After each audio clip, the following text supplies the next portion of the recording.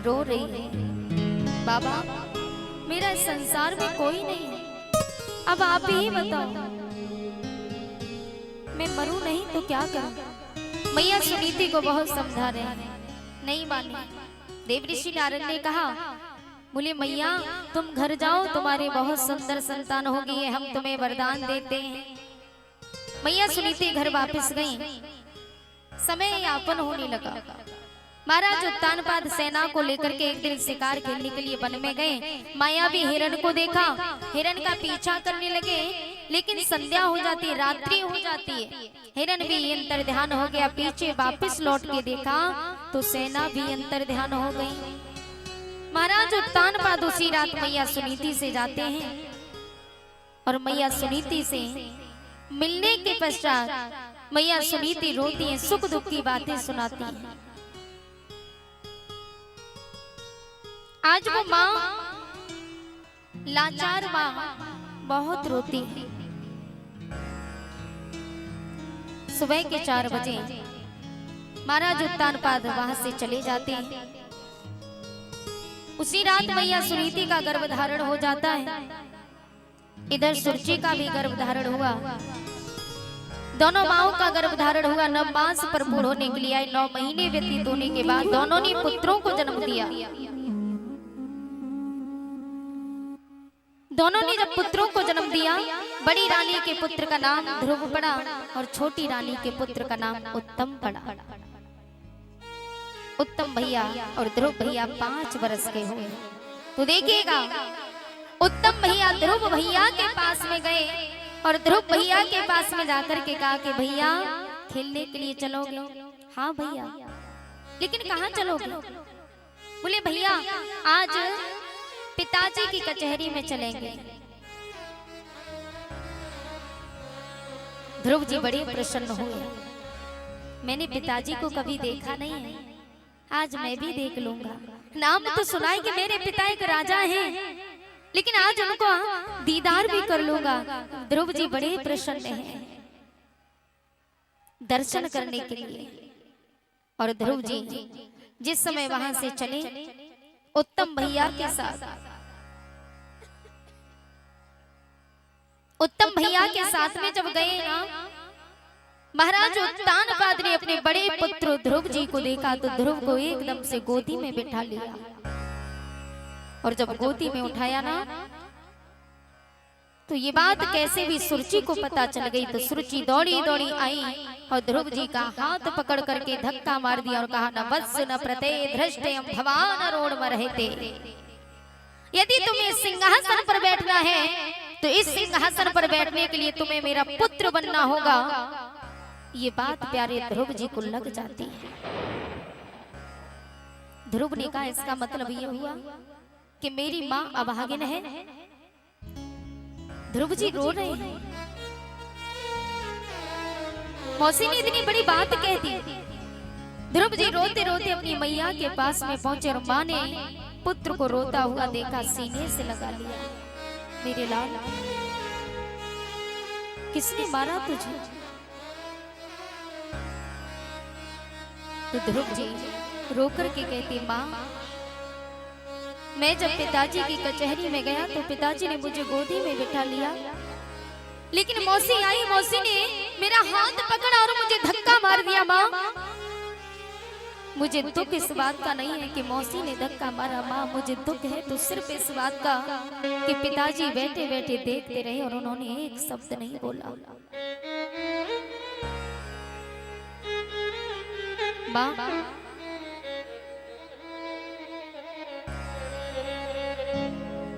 आज ध्रुव जी रो रो करके सारी व्यथा सुनाते। मैया ने कहा, लाला अगर वो तेरे पिता होते तब कुछ कहते ना, तो फिर माँ मेरा पिता कौन है?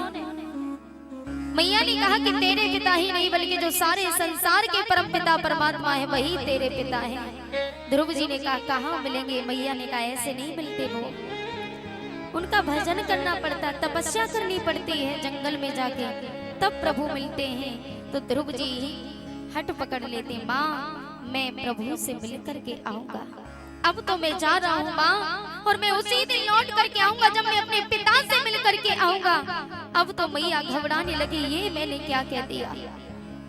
आज ध्रुव को बहुत रोका, ध्रुव जी नहीं माने। मैया के चरण स्पर्श करके जब जाने लगे तो मां रो रो करके कहती, लाला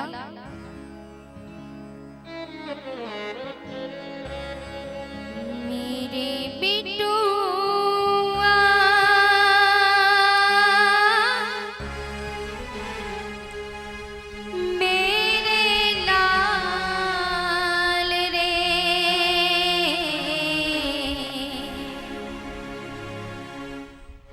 मेरा रो रो हुआ बुरा हाल रे, बुरा हाल रे, ओ मेरे बिटुआ मेरे लाल रे, मेरा रो रो हुआ बुरा हाल रे, बुरा हाल रे, ओ मेरे बिटुआ।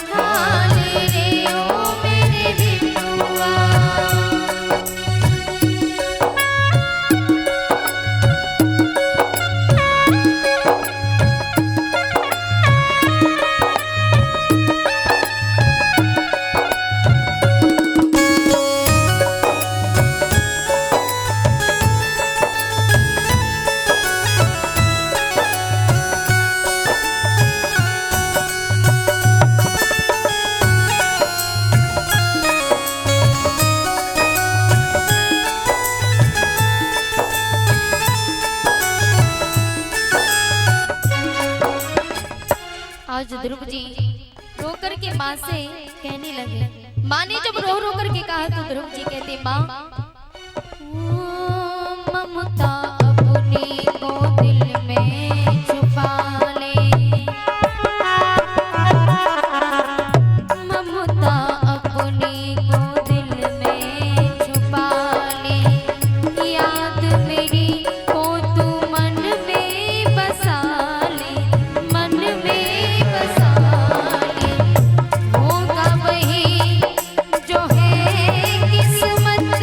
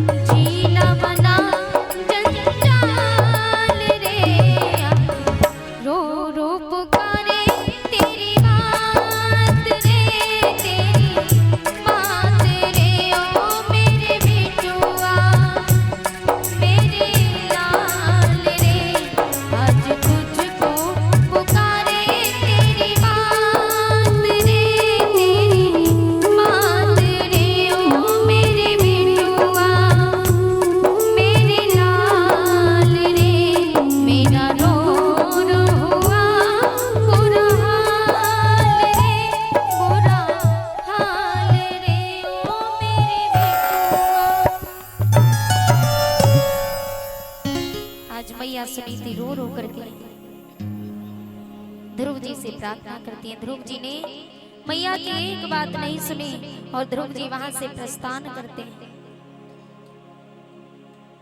ध्रुव जी जाकर के वन में पहुंचे, देवऋषि नारद को अपना गुरु बनाया और जाकर के ध्रुव जी ने वृंदावन में तत्तात गच्छ भद्रन्ते यमुनायाः तटं शुचि पुण्ये मधुवनम यत्र। ध्रुव जी ने जाकर के यमुना तट पर मथुरा में मधुवन है, ध्रुव ने मधुवन में तपस्या की, जहां आज भी ध्रुव नाम का टीला बना हुआ। 1 महीने तक ध्रुव जी ने कैद के फल खाए, दूसरे महीने में बेल के पत्ते, तीसरे महीने में केवल जल पी करके गुजर की, चौथे महीने में हवा का आहार किया और 5वें महीने में आत्म श्वास खींच ली।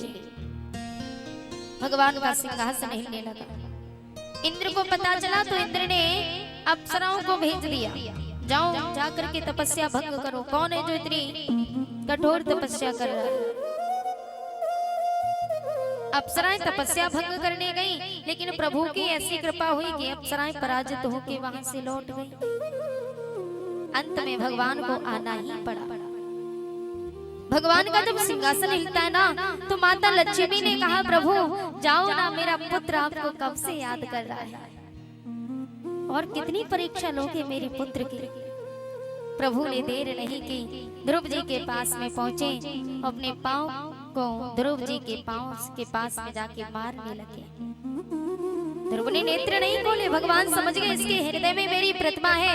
भगवान ने एकदम से अपनी प्रतिमा को खींचा, ध्रुव जी भगवान की गोदी में गिर गए। बोलिए भक्त वत्सल भगवान की।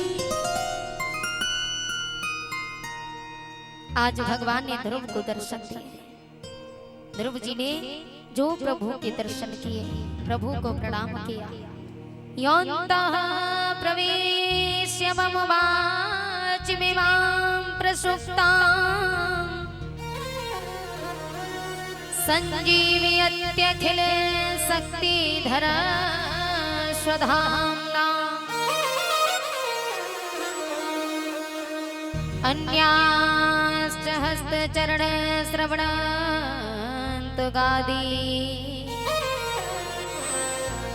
प्राणां नमो भगवते पुरुषाय तुभ्यं।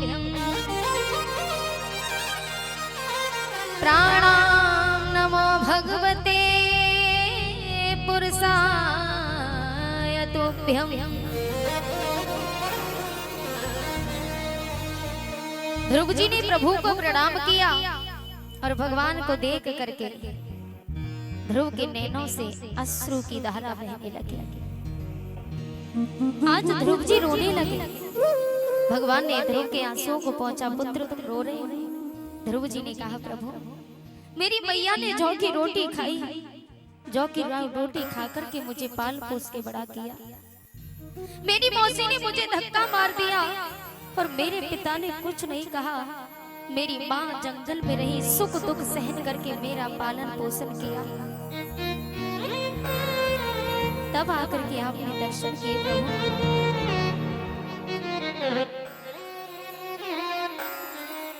और जब ये बात भगवान ने सुनी, भगवान मुस्कुराने लगे। भगवान ने कहा, पुत्र अगर तेरी मैया जौ की रोटी नहीं खाती तो क्या तू मेरे दर्शन कर पाता? तेरी मौसी तुझ में धक्का न मारती तो क्या तू मुझसे मिलने के लिए आता? ध्रुव जी ने कहा, नहीं प्रभु। भगवान कहते, पुत्र जब तक मनुष्य को ठोकर ना लगे तब तक वो सुधरता नहीं। आज भक्त और भगवान का मिलन हुआ। ध्रुव जी वहां से जाते तो सबसे पहले मौसी से ही मिलते हैं कि मौसी तेरे कारण मैंने प्रभु के दर्शन किए, अगर तू मुझे धक्का न मारती तो मैं प्रभु के दर्शन नहीं कर पाता। वो माँ ध्रुव जी के जाते ही वो माँ अंधी हो गई थी। ध्रुव जी मैया के पास में गए ना, आवाज लगाई, मैया ओ मैया। ध्रुव की माँ रोने लगी क्योंकि नेत्रहीन आंखों से दिखाई नहीं देता है। आज ध्रुव जी को देख रही है, कहाँ है लाल मेरे पास आ, मुझे दिखाई नहीं देता। ध्रुव जी की आंखों में आंसू भर आए। ध्रुव जी ने द्वादशी मंत्र का प्रयोग करके मैया की आंखों में फूंक मारी, मैया की रोशनी वापस आ जाती है। बोले गोविंद भगवान की। मैया ने अपनी लाल से कहा, लाल भगवान के दर्शन तूने कर लिए? हाँ माँ, मैं भगवान के दर्शन करके आ रहा हूँ, मैं भगवान से मिलके ही आ रहा हूँ। मैया ने कहा, अगर तूने भगवान के दर्शन किए तो मैं तभी मानूंगी, मुझे भी एक बार दर्शन करा दे। ध्रुव जी ने प्रभु को याद किया, प्रभु ने ध्रुव जी को दर्शन दिए। और जब दर्शन दिए हैं तो मैया ने भी प्रभु के दर्शन किए। ध्रुव जी ने 36,000 वर्ष राज्य किया और उसके बाद मृत्यु के सिर पर पैर रख करके खड़े हो गए, अपनी मैया को साथ लेके, जहां आज भी ध्रुव तारा नाम से चमकते हैं। लेकिन उत्तम को ना तो लोक मिला, ना परलोक। यक्षों से युद्ध कर बैठे, युद्ध में मारे गए। ये उत्तम की माँ उत्तम को ढूंढने के लिए वन में गई तो वन में आग लग जाती है। आग की लपेटों में आकर के सुरुचि की भी मृत्यु हो जाती है। बोलिए गोविंद भगवान